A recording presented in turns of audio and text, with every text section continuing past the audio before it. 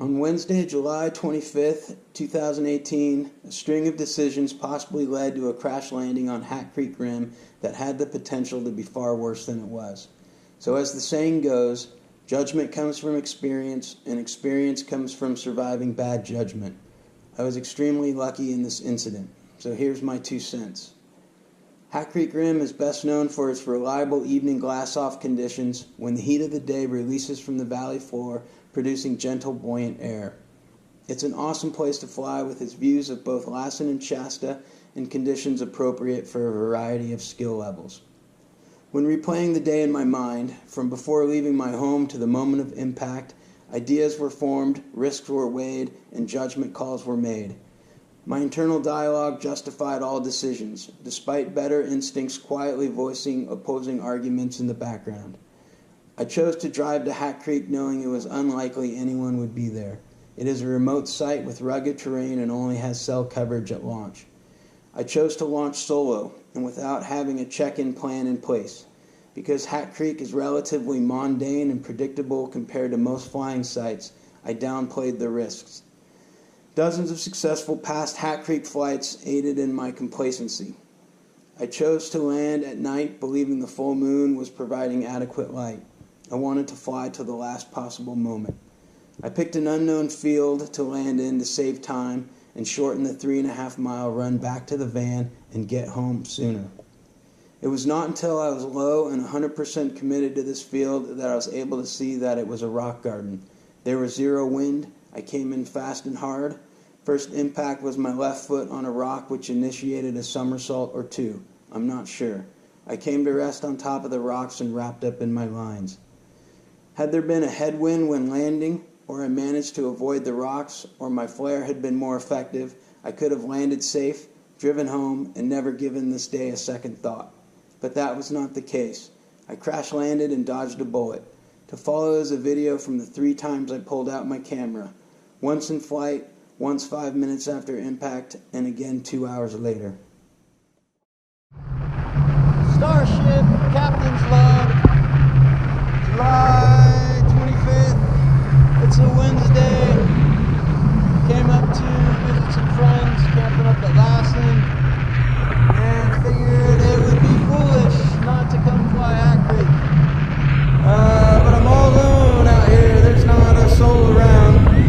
A little nerve-wracking at launch to be alone here, but the air is nice and mellow. I'm at 4,800 feet, and for the last hour or so it was around 5,500, and just floating. It's pretty relaxing. You can't see Shasta is back there, and mini van down there. Where's that? Right there. And if I could top land, it would sure make this night go a lot better. So likely not landing till 9 o'clock, and then it's a 3.5 or 4 mile run back up the mountain, which is 1,000 feet. So, but the full moon is out, which hopefully you can see in the background. I got my running shoes. So it's a little after 9, and I just crashed pretty hard trying to top land in a little field. As you can see, it's just a rock field, and there was some turbulence coming in. I was in the rotor zone, and then when I got below the rotor, it was just zero wind and came in at 25 miles an hour and came down hard and crashed into these rocks. And it's 50-50 right now. If I broke my left ankle, kind of went into a little bit of shock and started dripping sweat and soaked through my shirt and soaked right through a fleece jacket. I'm feeling a little nauseous right now. Banged up my elbow.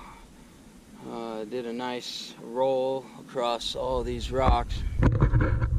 The full moon is out, which is nice, and oh shit. So sitting here debating if I should push the SOS button on my spot and just get the helicopter out here. It's just about dark. I'm pretty nauseous right now.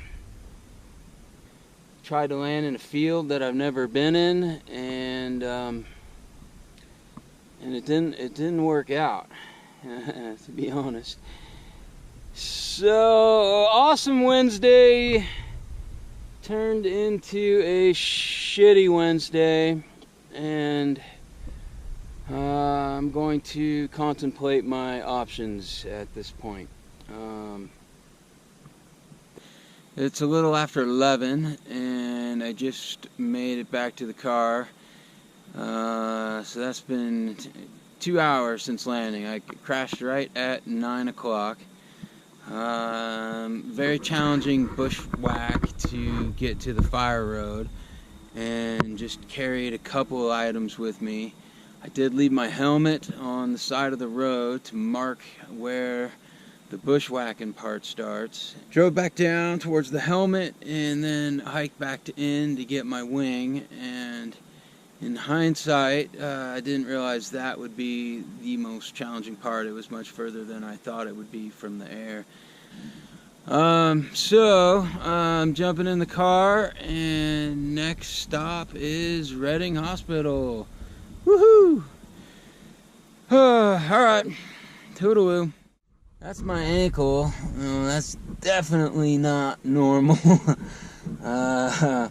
Alright, it's puffing up, but I think what's worse is my elbow. I can't bend my elbow. That made it real challenging to pack up the wing.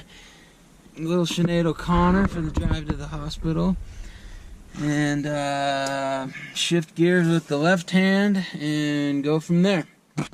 So, lesson learned, don't fly alone.